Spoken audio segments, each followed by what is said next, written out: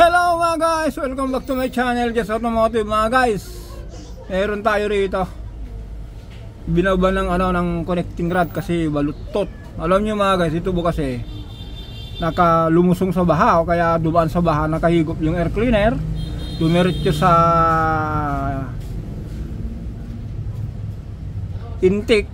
Ayun, nakahigop ng tubig, bumalutot yung conrod o connecting rod. Ito mga guys, medyo mahirap po na mahirap po na gawa kasi pinag-isip tayo ito ng medyo ginamit natin yung isip natin dito kasi yung mga ganitong gawa minsan mga guys, parang gusto natin sabihin na machine shop na lang kasi bakit magpahirap pa tayo, may machine shop pa naman. Pero hindi mga guys, huwag ganon. Parati kong binabanggit sa mga YouTube channel na sa mga pananalita ko na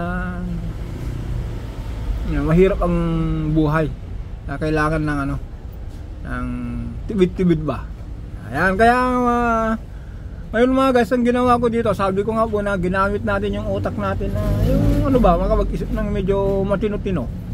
Nakaisip pa naman tayo kasi mga guys, alam nyo ba yung 4 at saka itong itong 3, binaba natin po yan. Compare natin yung 4, yung balutot, sobrang balutot po nun, ayaw lumabas po yun dahil yun, punta na nga lang natin kasi medyo mahirap po ito na na trabaho. Pagkwentuhan na lang natin ng kahit lang 10 minuto para sa mga YouTube ko kasi may mga pananalita akong medyo mabigat tanggapin sa mga mekanikong kaparehas ko. May mga binabanggit ko nga pero konsensya. Dito ginawa na naman natin yung yung ito ngayon, hindi pero konsensya. Utak ang ginamit natin dito para makagawa tayo ng matinong kaisipan. Dito nga guys, huwag natin matagalin. Pa rin? Ayun, konsensya pa rin yung ginamit natin kasi mga guys, nakapag-isip tayo ng maayos kasi sabi ko nga po na ito po pwede nating ibaba yung makina, dali natin sa machine shop, bahala ng machine shop para setting na lang ng machine shop, tayo na lang ang magsalpak. Pero nakita ko po mga guys na meron pa naman napaikot pa naman natin yung utak natin na medyo maayos-ayos. Kaya abangan nyo ito mga guys, pag-start hanggang umandar, hanggang ma-pull out. Pero bago natin pumunta sa under na yan, hindi pa naman umpisahan, nakakakalas pa lang, ito yung nangyari.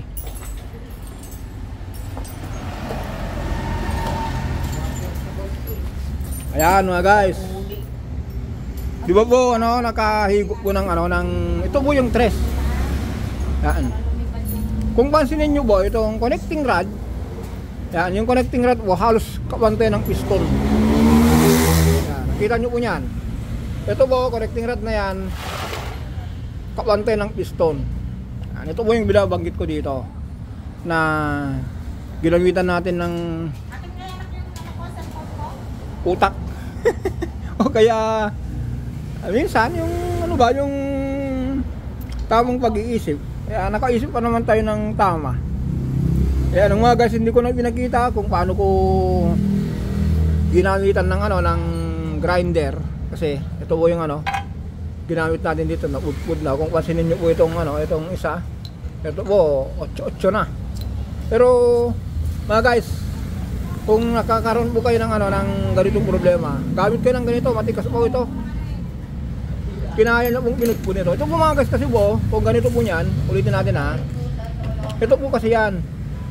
Yan, ito po yung buo. Ngayon po, kung hindi natin gawin na i-grind ito, takyasin yan. Yan. Ganyan po kasi yan, kaya tinanggal natin yung 2 tornilyo. Ngayon po, katulad yan, kung hindi natin yung tanggalin yung tornilyo, ito nakakalang na dun sa block. Ayaw na pong lumabas kasi ang una kong inisip kanina mga guys, ibaba ko yung makina, tapos yung yung sigunyal, pull out ko lang muna, saka ko titirain ito. sabi ko, medyo nag-isip tayo ng medyo ano lang, yung tamang pag-iisip. Sabi ko may nabibili naman na ano, na grinder. Ito. Nakapudpud na tayo sa sir. Asan yung napudpud natin na ano, yung kulay itim? Yung napudpud natin. Kasi wala ito mga guys, oh. Nakapudpud na tayo ng isa. Hindi umobra kaya bumili tayo ng ito, wala na. Walang budpud ito mga guys, hindi pwede. Pang aluminum lang po siguro to. Ito ang ginamit natin. Strawberry flavor. Ito po ang ano. Ito po yung gumana rito. Yan. Ang ginawa natin mga guys, tinanggal natin itong tornilyo na to at pinutpud natin ito para may pull out lang natin yan. Kita nyo po ito, pinutpud natin yan. Yan na dapat po sa kabila ganito lang, oh. Diba?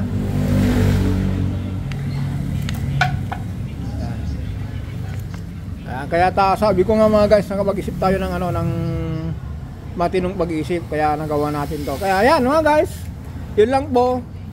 Ito lang po ang tip ko sa mga beginners, sa mga mekaniko, yung mga gustong matuto ng gusto pagdating sa overhauling. Ang pagmimekanik mga guys, konting lambing, konting ingat.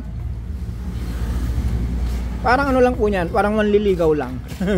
Para po maganda po yung kalabasan. Konting ingat, konting lambing sa mga ginagawa. Katulad nito mga guys, mag-isip din tayo kung anong mga paraan na ano, na hindi magastusan yung customer natin, kasi number 1 talaga yun mga guys. Wala tayong customer kung ang trabaho natin balahura. Kailangan natin na ano, medyo mag-isip ng maayos para katulad nito. Ewan ko kung tama ba yung naisip ko rito na i-grind ko ito. Dahil sabi ko, balot-tot naman, di i-grind na natin to para may labas lang. Yan.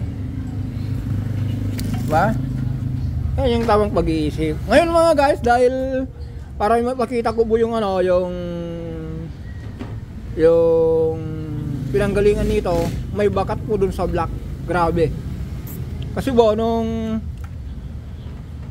nakahigop ng tubig, krinang hanggang pumalo, lagyan mo lang dyan, bumakat yun dito. Yan, punta natin mga guys. Ito po yung ano, kung pasin nyo mga guys, ito po yung ano, ito po yung buo, ito po yung grinay natin, pinutpud natin. Malaki po kasi yung ano, yung lagayan ng tornilyo ito, inabot.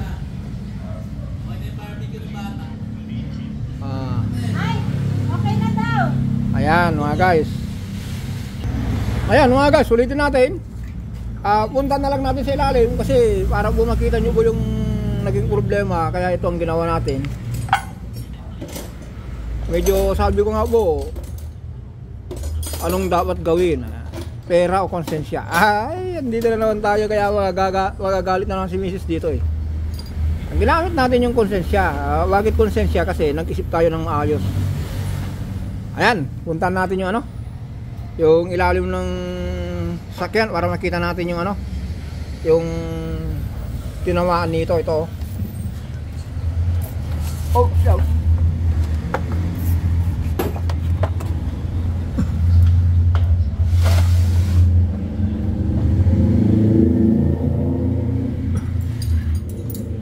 Ito mga guys, oh. Kaya lang, ikutin mo nga yun, yung sigunyal. Tapos bigyan ko ng basahan para makita nila to. Kung kuwansin nyo mga guys, yung pinag-grainan ko ito, kita nyo po yan. Kaninang grinagren ko yung ano, yung basahan. Ayan mga guys, kita nyo po yan. Yan. Kaya ayaw lumabas yung ano, yung connecting rod. Tumukod na dyan yung tawa na yan. Ito oh.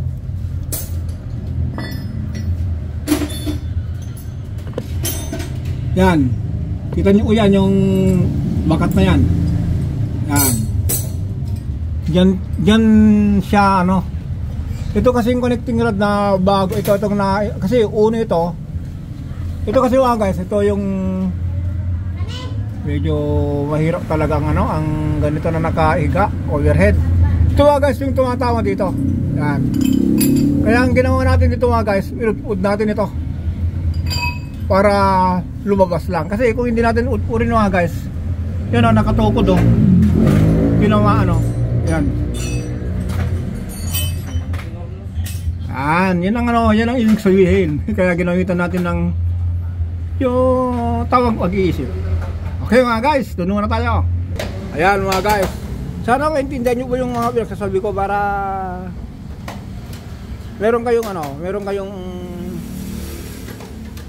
yung mga to sa mga ibang mekaniko, yung mga beginner sa mga mekaniko, para po tawag dito konting kaalaman na lang, konting kaalaman. Yan, di ba po mga guys, kung ito po hindi natin pinutpod, hindi po makalabas yung connecting rod. Ayan mga guys, ulitin natin ha. Ito po yung buo. Kung hindi natin pinutpod ito, hindi makalabas itong connecting rod. Kaya ang hatol ng iba minsan mga guys, sabi nga, sir, dalhin na lang natin sa machine shop, hindi ko na kaya yan. Ulitin ko mga guys, naisip ko ito. Kaya nakapag-isip natin ng medyo matino-tino. Kaya nagawa natin yan. Ilabas natin ito. Yan o. Pinutpod ko yan para may ilabas ko ito. Kaya yan, hanggang dito na lang tayo mga guys. Sana po yung mga pinagsasabi ko, yung mga turo ko po, mga ulitin ko po sa mga baguhan ng mga mekaniko, kung maka-encounter po kayo ng ganito, ito lang po ang simpleng gawa para mailabas yung connecting rod. Sabi ko nga po, konsensya ulit tayo rito. Pera o konsensya. Kaya yan. Bye bye.